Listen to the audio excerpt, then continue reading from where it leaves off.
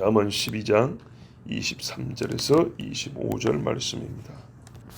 슬기로운 자는 지식을 감추어도 미련한 자의 마음은 미련한 것을 전파하느니라. 부지런한 자의 손은 사람을 다스리게 되어도 게으른 자는 부름을 받으니라.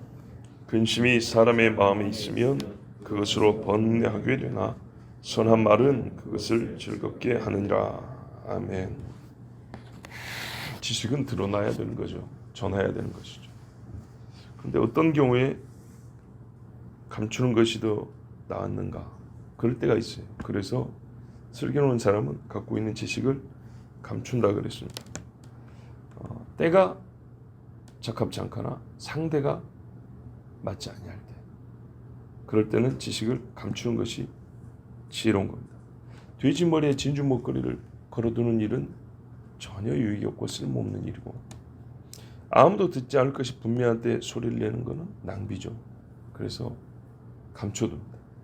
또 악한 자가 이 지식을 가지고 악할 일을 행하거나 죄를 짓는 기회로 삼을 것 같으면 차라리 지식을 나타내지 않는 것이 낫습니다.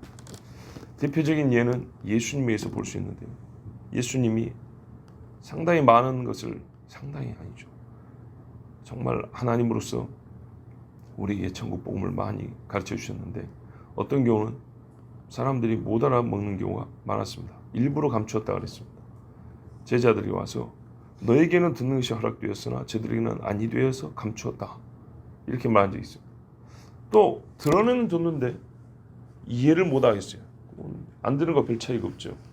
제자들이 모르겠다 그랬더니 다시 풀어 가르쳐 줄 때였습니다. 딱 정해진 사람한테만 가르쳐 줄 때였습니다.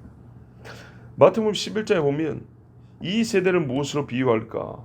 비유하건대 아이들이 장터에 앉아 제 동물을 불러 이르되 우리가 너희를 향하여 피리를 불어도 너희가 춤추지 않고 우리가 슬피 울어도 너희가 가슴을 치지 아니하였담과 같도다 그랬어요. 이 세대, 예수님의 말씀을 전하는 눈앞에 있는 요 사람들이 어떤 사람들이냐 했더니, 어린아이 때는요 다 경험해보고 키워봐서 알지만 많이 웃습니다. 어른들은 사실 별로 안 웃으시잖아요. 웃을 일이 있어도 잘 안 웃는 게 어른의 참 슬픔입니다. 그런데 아이들은 작은 걸 가지고도 얼마나 웃는지, 웃는 애들 웃는 소리, 참 좋습니다. 하여튼 근데 장터니까 얼마나 이 왁자지껄하고 분위기상 사람이 웃기 좋은 장소 아닙니까? 거기다 피리를 분대요. 노는 시간입니다. 아이들이 노는 시간. 또 동물의 이름을 부릅니다. 그런데도 춤추지 않고 울어도 가슴 치지 않는다. 굉장히 어떤 감정을 표현하기 좋은 환경인데 불구하고 안 한다는 거예요. 그만큼 굳어있는 세대라는 얘기죠. 자, 그래서 예수님이 뭐라고 말씀하셨냐, 이어서 몇 가지 비유 내지는 비교를 했어요. 너희가 나보고, 자, 이런 세대니까 예수님이 복음을 전하니까 뭐라면 저 사람은 세리와 죄인의 친구라고 그런 거예요. 세리와 죄인에게도 증거되는 하나님 나라 소식, 이렇게 말하는 게 아니라 세리와 죄인에게 가서 복음을 전하니까 꼭 세리 같은 놈이요, 저 죄인이라고 예수님은 그렇게 말하는 거예요. 이야, 완전히 눈이 반대로 보고 있죠. 그래서 예수님이 말하면 권능을 가장 많이 행했어도 이런 마음을 갖고 있으니까 하나도 회개는 안 해요. 그래서 고라시나 베세다야 너에게 화가 있다 그랬어요. 소돔과 고모라가 너희들보다 낫겠다. 두로와 시돈에서 이런 일을 했다면 이방 땅에서 했으면 벌써 회개했을 건데, 너희들은 이 애들이 피를 불어도 춤을 안 추는 그런 굳어버린 마음이라서 내가 세리와 죄인에게 복음을 전하니까 그 사람들과 친구라고 하면서 나를 비난하는구나. 더 안 가르쳐줘요. 그 다음에 가버나움, 예수님께서 얼마나 많은 말씀을 드렸어요. 근데 가버나움이 전혀 안 듣는 거예요. 그래서 소돔과 고모라가 너보다 낫겠다, 이렇게 말했어요. 심판날에, 그러면서 뭐래요? 심판날에 소돔 땅이 너보다 견디시오라. 아직은 심판이 아니니까 모르죠. 사람들은 그럴 거 아니에요. 아직은 모른다고. 근데 예수님은 다 알고 계세요. 이미 보고 계신다고. 그래서 이 세대와 심판날 딱 연결을 시켜버립니다. 그러면서 마지막에 뭐라 그러냐, 천지의 주제이신 요 아버지여, 이것을 지혜롭고 슬기는 자들에게는 숨기시고 어린 아이들에게는 나타내심을 감사하나이다. 자, 이렇게 대놓고 얘기를 했죠. 대놓고 얘기를 했는데도 못 알아들어요. 기가 막히지 않습니까? 지금 눈앞에 벳세다 고라신 뭡니까? 가버나움 사람들이 있다 이 말이죠. 자, 이 사람들을 놓고 하는 말이 너희들은 장태에서 애들이 막 뛰노는데도 서로 춤도 안 추고 이름을 불러도 웃지도 않고 울지도 않고 그런 사람들이다. 지금 눈앞에 있는 사람들한테. 그리고 심판날에 소돔이 너희보다 나을 거다. 너희에게는 화가 있다. 이렇게 대놓고 말을 했는데도 못 알아먹는데요. 대놓고 말을 했는데도. 그래서 예수님이 하신 말씀이 이 말조차도 어린아이들에게는 나타내시고 스스로 지혜롭고 슬기로 있다는 자들에게는 하나님이 감추셨다 그랬어요. 어떻게 해요? 이 사람들은 회개를 못해요. 그러니까 심판날에 소돔과 고모라가 더 나은 거예요. 자, 소돔과 고모라에는 롯의 식구가 나올 수 있었어요. 여기는 못 나온다는 얘기입니다. 예수님이 여기서 하나님께 감사했는데 하나님 어쨌다고요? 감춰버렸대요. 때가 마땅치 않거나 사람이 적합치 않을 때 하나님이 감춰버립니다. 마태복음 13장 36절에 아까 말씀드린 대로 제자들이 그래요. 무리를 떠나서 집에 들어가시니 제자들이 나와 이르되 밭의 가라지의 비유를 우리에게 설명하여 주소서. 사실 얼마나 쉬운 비유입니까? 농사 안 짓는 우리도 알겠는데 2000년 사람이 이해가 안 된다는 게 이해가 됩니까? 그걸 못 알아먹는데 이해가 돼요? 그런데 설명이 달라요. 그래서 다시 설명 듣는 사람들만 깨닫게 됐어요. 이렇게 하나님이 감추십니다. 자, 또 어떤 경우에 지식을 감추냐? 참 지혜로운 사람 중에 지식을 감추는 경우인데 어떤 경우냐면 내가 여기서 말하면 지금 상황상 자기 지식의 과시로 끝날 것 같아. 예. 그리고 뭐랄까요? 사람들이 이 지식을 가지고 아 그렇구나라고 배우고 도움을 삼는 게 아니라 말한 나를 참 저 사람 교만하네. 자기 잘났다고 또 오늘도 한마디 하는 거 꼭 이럴 것 같아. 그러면 어떻게 하죠? 서로 덕을 세우기 위해서 또는 그 마음으로 죄 짓지 않기 위해서 입을 다무는 경우가 있어요. 슬기로운 사람이죠. 누굽니까? 요셉이 보디발의 아내가 누명을 씌웠잖아요. 근데 거기서 저 여자가 나에게 누명을 씌웠다고 말하지 않았어요. 요셉이 증거를 대려면 저 여자는 자기가 벗어놓은 옷을 증거로 삼았지만 요셉같이 똑똑한 사람이 자기 누명을 벗으려면 충분히 벗을 수도 있었을 거예요. 근데 아무 소리 안 하고 그냥 감옥에 잡혀 들어갔어요.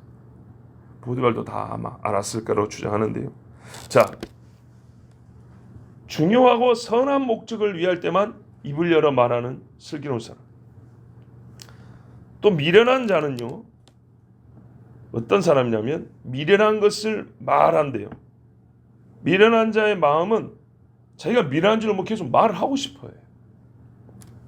자기 입에서 나는 것이 미련한 것인지도 모르고 자랑스럽게 말하고 옳지도 않고 적합지도 않은 말을 쉴 새 없이 쏟아냅니다. 선과 악인과 좌우 앞뒤에 대한 분별이 약하고 타인의 허물을 재미로 삼고 가치 없는 말인데 매우 가치 있는 것처럼 중요한 의미를 부여해 가면서 계속 말할 이유를 만들어내면서 말을 해요. 그래서 안 들어도 될 말을 많은 시간을 내서 들어줘야 돼요. 그럼 어떻게 됩니까? 그 말에서 배울 것은 없고요. 그 말하는 사람에 대한 뭔가 이 좋은 생각들이 많이 상실되죠. 권위도 떨어지고 신뢰도 떨어지고 오히려 그 말하는 사람이 자기 수치를 쌓는 것을 보게 되죠. 그러면 이제 좀 이따 소문이 어떻게 나냐? 누구는 참 말이 많은데 이러이러한 쓸데없는 소리를 하더라. 이렇게 이제 소문이 납니다. 전도서 10장 3절에 우매한 자는 길을 갈 때도 지혜가 부족하여 각 사람에게 자기가 우매함을 말하느니라. 보세요. 길을 걷고 있단 말이죠. 그럼 아는 사람도 있고 모르는 사람도 있을 거 아닙니까? 근데 여러분 가끔 지나다 보면은 난데없는 말을 하는 사람들 있죠. 쓸데없이. 예. 그래서 관심을 끌긴 해요. 그런데 전혀 들을 가치도 없고 괜히 분위기 이상해지는 정말 이상한 말을 하는 사람들 있죠. 결국엔 뭐가 나오냐? 그냥 지나가도 될 사람인데 아, 저 사람 참 어리석은 사람이구나. 이 이미지 하나 주게 되는 거예요. 자기 스스로. 자, 부지런한 자의 손은 사람을 다스리게 됩니다. 다니엘, 모세, 요셉 전부 다 부지런히 일하는 하나님의 사람입니다. 꼭 남 위에 서서 아니라 바울은 부지런히 하나님의 복음을 전했더니 많은 그리스도의 제자들이 세워지게 됐습니다. 여러분, 북이스라엘에서 어떤 여로보암 아시죠? 여로보암이 악한 사람이잖아요. 근데 그가 젊을 때는 솔로몬의 충성스러운 신하였습니다. 그거 아세요? 그래서 사람들이 너무 훌륭해서 여로보암을 추종하게 된 거예요. 너무 훌륭해서. 그래서 솔로몬이 이놈을 없애버려야겠다 생각하니까 여로보암이 망명을 갖다가 솔로몬 죽은 다음에 그 아들 르호보암 때 다시 왔어요. 그랬더니 젊을 때 너무 이 사람이 훌륭했기 때문에 이스라엘 사람들이 여로보암을 추대한 거예요. 그래서 나라가 그 사람 때문에 쪼개진 거예요. 얼마나 여로보암이 훌륭했냐? 초창기 열왕기상 11장 28절을 보면 이 사람 여로보암은 큰 용사라. 솔로몬이 이 청년의 부지런함을 보고 세워 요셉 족속의 일을 감독하게 하였더니 에브라임과 므낫세 얼마나 큰 지파입니까? 근데 각 지파, 요즘 말로 뭐 도지사 정도로 친다면 각 도를 다스린다면 이제 거기는 지파로 이렇게 하잖아요. 그러면 요셉 지파라는 이 큰 지파를 감독하는 지도자로 여로보암을 세웠어요. 왜요? 이 일을 근면 성실하게 하는 거예요. 여로보암. 솔로몬이 보기에, 솔로몬이 이 지혜로운 사람이 보기에 여로보암 같은 일꾼이 없는 거예요. 자, 이런 사람이었어요.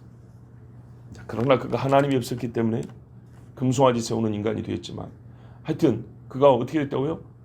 부지런함 때문에 요셉 지파를 다스리는 사람이 되었고 그 후에는 10지파를 하나님이 찢어다가 그에게 맡겼단 말입니다. 우리가 여기서 더 배울 게 이제 그럼에도 불구하고 사람이 어떻게 해요?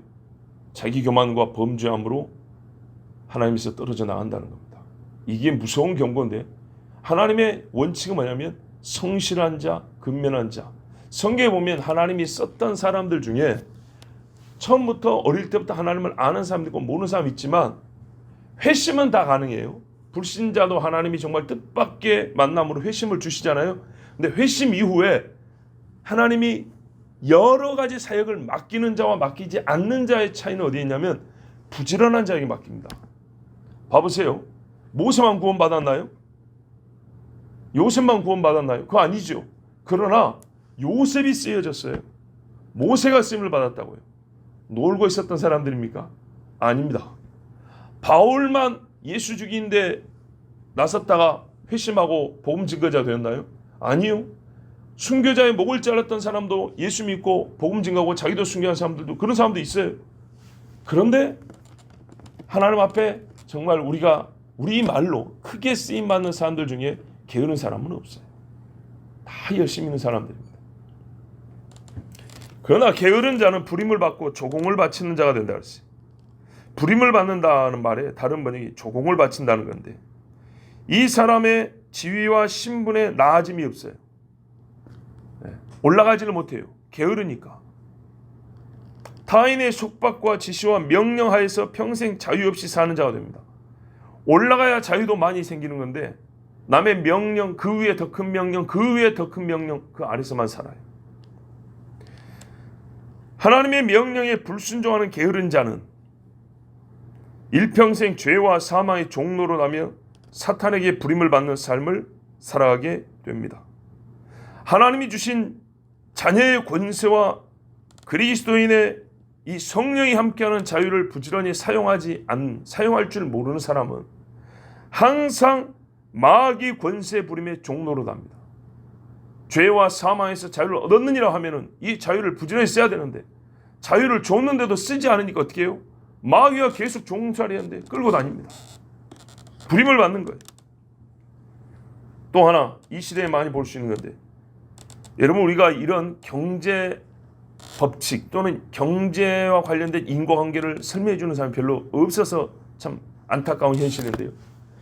게으른 자들은요, 남이 주는 것을 받아먹는 게 익숙하고 그게 좋죠. 그죠? 일 잘 안 하려고 그러죠. 한 시대나 한 나라의 경제 환경을 이 한마디로 다 설명하는 건 아니에요. 그런데 다른 때에 비해서 게으른 국민이 많아지면 어떻게 되냐? 도리어 많은 세금을 내야 한다는 것을 몰라요. 여기를 생각한다고요. 사람이 세금을 내는 나이가 먼저 되는 게 아니라 국가에서 준 것을 먼저 받고 시작을 합니다. 그러지 않습니까? 초등학생이 세금 냅니까? 고등학생이 세금 냅니까? 세금 안 내죠. 근데 학교에서 그냥 밥 공짜로 주고, 옛날에는 안 그랬거든요. 그죠? 갈수록 공짜로 많이 나오죠. 예, 이것도 공짜, 저것도 공짜. 학교에서 많이 나오죠. 대학생들도 옛날에는 참 어려운 시절이었지만 그 뭐 학자금 대출이 뭐 장학금이 이런 거 그렇게 많지 않았어요. 많이 나옵니다. 많이 나오는데 우리가 동시에 생각할 거는 많이 나갑니다. 조삼모사라고 있잖아요. 원숭이를 아침에 3개 주고 저녁에 4개 주니까 성질 내니까 알았어 하고 아침에 4개 주고 저녁에 3개 주니까 좋아하더래요. 똑같은데 순서만 바꿔도 많이 먹는 것 같이 좋아하더래요. 이게 오래된 중국의 고사입니다. 자, 잘 보세요. 게으른 사람이 많은 시대는 어떻게 되냐? 오히려 더 많은 조공을 낸다고 그랬어요. 조공은 국가에 바치는 거예요. 더 많은 세금을 낸다는 걸 알아야 돼요. 게을러지고 더 많이 내고, 게을러지고 더 많이 내고. 왜 게으릅니까? 받아먹으니까. 받아먹고 게으르지만 실상은 더 많이 내야 돼요. 이걸 아셔야 됩니다. 성경은 분명히 가르쳐줍니다. 이건 어느 사회나 적용하면 맞습니다. 근데 우리가 모르고 생각을 안 해서 그렇죠. 근심이 사람의 마음에 있으면 그것을 번뇌케 하나 선한 말은 그것을 즐겁게 한다 했습니다. 느헤미야의 마음에 근심이 있어서 번뇌하며 울었습니다. 다니엘도 그랬고, 강한 정신력의 사람이고 가진 것이 많은 부자라도 마음에 근심이 없으면 의욕이 약해지고 손에 힘이 풀립니다. 지금은 종류불문 일단은 근심을 얘기하는 겁니다. 믿음의 사람이든 불신의 사람이든 간에 마음에 짐이 있을 때는 힘들어서 굽게 돼 있어요. 주지 않고 싶어요. 특별히 선한 일을 하는데 사람들이 어떻게 해요? 호응이 없거나 악한 자에서 방해를 자꾸 받는 경우는 어떻게 해요? 지치게 돼 있어요. 마귀는 이 사실을 잘 알기 때문에 신자의 마음을 슬프게 하고 부정한 생각들이 자리 잡게 하고 자꾸 힘을 빼놓음으로써 하나님의 일을 못하게 합니다. 어떻게 해요? 심리적 압박이죠. 마음에 근심과 스트레스를 주는 거예요. 왜요? 믿음의 사람들도 지쳐간다니까요. 불신자들은 의로운 일을 할 생각도 못하고. 그래서 악한 영을 대적하며 기도해야 합니다. 악한 영을 대적하며 기도할 때 우리가 마음에 악한 일로 말미암아 생기는 근심이 적도록, 그걸로 말미암아 우리의 마음이 뺏기지 않도록 그렇게 기도해야 합니다. 성경에는 그 근심 있는 사람들의 근심을 덜어서 자유케 하고 하나님의 선한 일을 하게 하려고 예수님이 이렇게 말씀했어요. 수고하고 무거운 짐진 자들아 다 내게로 오라 내가 너희를 쉬게 하리라 그랬어요. 이 짐보따리 내놓으라 소리는 아니잖아요. 예? 마음에 있는 짐들입니다. 바로 이 말씀이 25절 끝에 선한 말입니다. 선한 말은 그것을 즐겁게 하는 것. 근심 있는 마음을 즐겁게 하는 것이 선한 말이래요. 여러분, 그래서 사람이 하나님의 말씀을 들어야 돼요. 하나님의 말씀보다 선한 말이 어디 있겠어요? 하나님의 말씀에 우리 마음에 있는 근심이 덜어지고요, 풀어집니다. 하나님 앞에 기도하면서 스트레스를 풀기 위해서 기도하는 건 아니지만 기도하는 것보다 스트레스 푸는데 좋은 방법이 없습니다. 하나님의 위로를 받는 것보다 더 좋은 방법이 없습니다. 무거운 짐이 있는 사람들은 하나님 앞에 나오세요. 하나님 앞에 와서 고백하세요. 한나를 보세요. 무거운 짐이 있었는데 하나님 앞에 고백했잖아요. 유머는 헛웃음을 유발하고 돈은 배부름의 미소를 짓게 할 뿐이지만 심령의 기쁨은 선한 말에서 나오는 바 하나님의 말씀 외에는 선한 말이 없으므로 반드시 마음에 무거운 짐이 있고 힘든 사람은 하나님께 나와야 됩니다. 누가복음 4장 18절에 보면 우리 번역에 악하게도 빠뜨려버린 부분이 있습니다.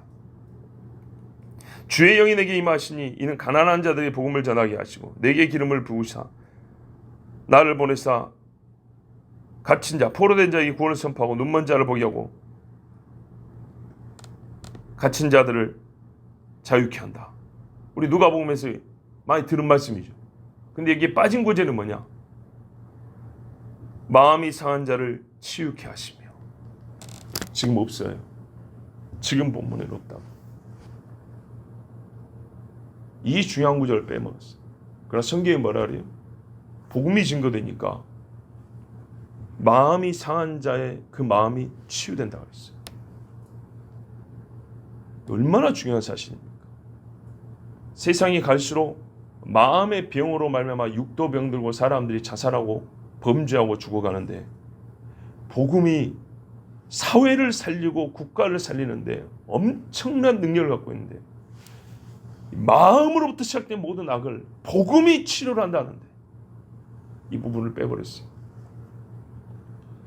이 부분이 빠진 복음을 듣고 있으니 하나님의 말씀을 빼버렸는데 하나님이 일을 해주겠습니까? 마음 치유는 병원에서 받겠다고 심리치료사한테 받겠다고 복음은 저리 가 계세요 그랬는데 하나님이 말씀으로 치료해 주겠습니까? 절대 그렇지 않습니다.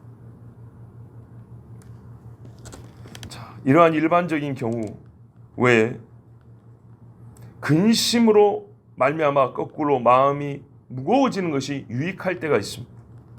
성경에 보면 근심하지 말라 그러죠. 그런데 믿음의 사람들이 근심을 안 하고 살았냐니까 근심하고 살았어.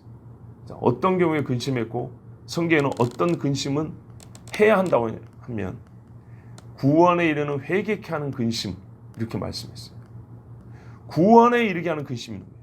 죄인이 죄를 짓고 살았는데 복음을 들으니까 찔려가지고 집에서 잠을 못 자는 거예요. 근심이 되는 거예요. 이제 이 사람은 어떻게 해요? 살 수 있는 근심이죠. 요 근심은 하나님이 허락하신 근심이에요. 어떻게 하면 애굽에 있는 사람들을 살릴 수 있을까? 어떻게 하면 이 하만의 법에서 유다인들을 살릴 수 있을까? 모르드게가 막 근심을 하고 모세가 근심을 한단 말이에요.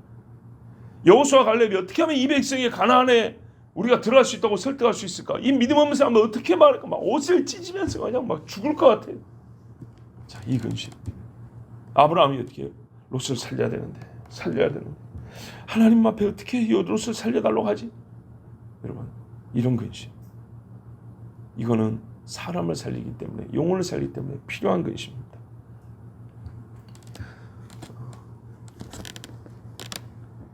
하나님의 큰 계시를 받고 놀라움과 두려움에 사로잡혀 인간의 낮고 천함을 깨닫게 될 때 하게 되는 근심도 있어요.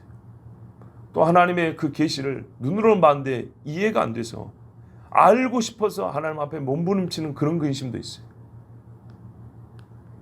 다니엘이 그랬고요. 사도 요한이 그랬어요. 그럴 때는 어떤 경우는 알고 싶은 근심이지만 어떤 데는 그 계시 자체가 너무 커서 몸이 견디지 못해서 이 사람의 작은 마음이 견디지 못해서 정말 지쳐버린 그런 근심도 있었어요. 다니엘 10장에 보면 다니엘에게 큰 전쟁에 관한 계시가 있었는데 그때 다니엘이 세일의 동안을 슬퍼하며 세일에가 차기까지 좋은 떡을 먹지 아니하며 고기와 포도주를 입에 대지 아니하며 또 기름을 바르지 아니하니라. 근심이 되어가지고 그러므로 나만 홀로 있어서 이 큰 환상을 볼 때 내 몸에 힘이 빠졌고 나의 아름다운 빛이 변하여 썩은 듯 하였고 나의 힘이 다 없어졌으나 내가 그의 음성을 들었는데 그의 음성을 들을 때 내가 얼굴을 땅에 대고 깊이 잠들었느니라. 몸이 못 먹고 하니까 완전 지쳐버린 거예요. 천사 와서 다니엘아 하는 순간 몸이 떨어져 버리는 거예요.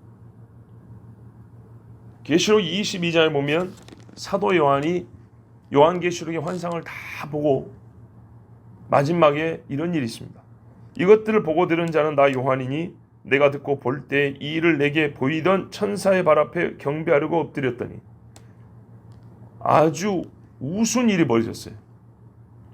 하나님께서 이 마지막에 있을 일을 그냥 하늘에 그림만 펼쳐준 게 아니라 천사를 내려보내줘서 요한에게 하나 보여주고 설명해주고 하나 보여주고 깨닫게 막 이렇게 했단 말이에요. 어떤 거는 요거는 기록하면 안 된다 이렇게 하시고, 이 모든 일이 끝났을 때 요한이 이 천사에게 절을 하려고 했다는 거예요.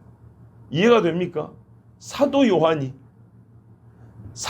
같은 사람이 천사에게 절을 한다는 교리를 가르쳤겠습니까? 천만의 말씀이죠. 절대 있을 수가 없는 일입니다. 그런데 요한조차도 왜 이런 어처구니 없는 일을 하느냐? 그만큼 이 맨정신을 유지하기가 어려웠다는 얘기예요. 엄청나게 큰 짐이 되었다는 얘기예요. 이 계시가. 자기도 모르게 이 앞에 있는 사람이, 이 천사가 크고 위대한 존재이니까 그냥 그 앞에 이렇게 절을 하는 이 바보 같은 짓을 했다는 거예요. 평상시 우상 숭배자에게 하나님이 이런 큰 것을 보여주지 않죠. 그래서 바울도 서신서에 뭐라 그래요? 너희 중에 어떤 사람이 지나치게 겸손하여 천사 숭배 이런 바보 같은 짓을 하는데 그거 하면 안 된다 그랬다고. 자, 요한조차도 이렇게 할 생각은 하지만 몸이 그렇게 막 돼버린 것처럼 지치는 거예요. 엄청난 계시를 받으면 사람이 감당이 안 되기 때문에 정신이 혼미해지는 거예요. 자, 이런 근심도 있습니다. 하나님의 큰 계시를 받아서 사람이 감당하지 못하게 되는 그런 근심도 있습니다. 그래서 사람이 근심이 있으면 번뇌케 되나, 일반적인 상황에서는 우리가 하지 않아도 될 근심들을 하지 않는 것, 그래서 하나님의 치유하심을 받는 것이 복인데, 이런 특별한 계시를 받는 경우에 있어서는 사람의 무력함, 인간의 천함과 낮음을 경험케 하고 하나님의 광대하심과 지혜와 권능을 눈앞에서 보게 되기 때문에 이 작은 피조물이 하나님을 직접 보는 이 일을 감당하지 못함으로 심령이 크게 두렵고 떨려 근심케 하는 경우가 있습니다. 그러나 이것은 필요합니다. 그 정도의 근심과 두려움 없이 하나님의 계시를 받을 수가 없고, 그 두려움과 근심 없이, 즉 마음의 번뇌함이 없이 하나님의 계시를 받아갖고는 진실한 하나님의 계시를 우리에게 기록으로 남겨줄 수도 없습니다. 그래서 하나님의 사람 다니엘조차도 지쳐 쓰러져 버리고, 요한도 자기가 뭘 하는지도 모르고 천사 앞에 절을 하려고 하고, 어떤 경우는 선지자들이 바울도 있잖아요. 내가 몸 밖에 있었는지 몸 안에 있었는지 모르겠다 이러는 겁니다. 네가 받은 계시가 지극히 크므로 내 육체에 가시를 주노니, 이렇게 말씀하는 겁니다. 그래서 바울이 얼마나 힘들었더니 이 그 가시 때문에 내가 하나님 앞에 3번 간구했다 그러잖아요. 번뇌케 하는 거예요. 그러나 이 엄청난 공통점이에요. 하나님의 엄청난 계시를 받았을 때는 인간이 그 계시를 옳게 받고 옳게 다루고 옳게 전하기 위해서는 이 마음의 번뇌와 근심이 동반되어야 된다는 것.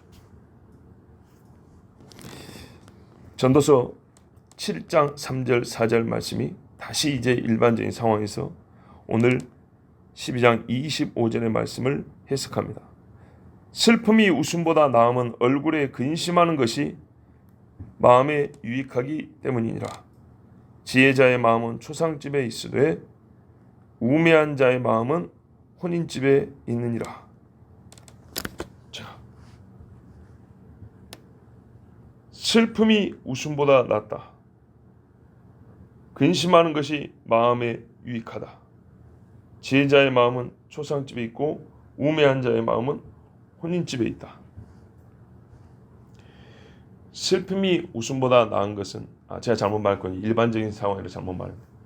슬픔이 웃음보다 나은 것은 얼굴에 근심하는 것이 마음에 유익하기 때문이라고 했어요.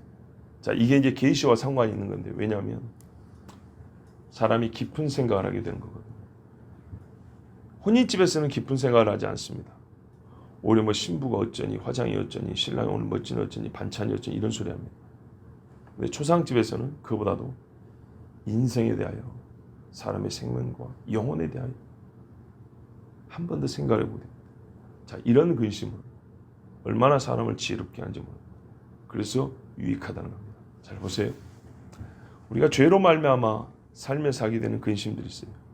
이런 근심은 뼈를 썩게 하고 몸을 약하게 하고 그래서 하나님께서 복음으로 치유를 하셨는데 이 역사, 복음으로 치유를 하기 위하여 하게 하는 근심들도 있어요. 정말 복음을 만나게 하기 위하여 하게 하는 근심, 하나님 주신 삶을 바르게 살게 하기 위하여 하나님 앞에 나를 세워놓게 하는 그 두려움이 임하는 근심들이 있어요. 이것들은 우리의 영을 병들게 하는 것이 아니라 오히려 즐거운 웃음보다 더욱 강건하게 하고 더욱 거룩하게 하는 근심들입니다. 그러므로 여러분, 이 땅을 살면서 세상 사람들이 누리는 것을 누리지 못한다는 이런 쓸데없는 근심을 할 필요가 없어요. 내가 복음 안에서 죄에서 자유를 얻었다는 즐거움으로 사십시오. 그러면서 더하여 죄에서 자유를 얻고 살기 때문에 이 자유자의 눈, 어린아이의 눈에만 보이는 것들이 있어요. 이 세대가 못 보는 것. 하나님이 가르쳐 주시는 이때에 있을 무서운 하나님의 심판에 대하여 그들은 몰라요. 그래서 모르기 때문에 오히려 또 자기 마음대로 살아요. 그러나 우리는 알기 때문에 그 영혼들을 생각하며 근심하고 번뇌하며 고통하며 기도하는 것. 이것이 바로 지혜로운 사람입니다. 이것을 알지 못하는 사람은 세상이 갈수록 좋아진다고 우매한 말을 쏟아내줍니다. 라디오 방송 듣고 히히거리면서 좋다고 우매한 말을 듣고 우매한 말을 쏟아내며 하루를 다 보내버려요. 지혜로운 자는 어떻게 해요? 시작부터 하나님 말씀을 시작해서 오히려 세상 사람들이 웃고 떠드는 그때 눈물을 흘리며 주님 앞에 나갑니다.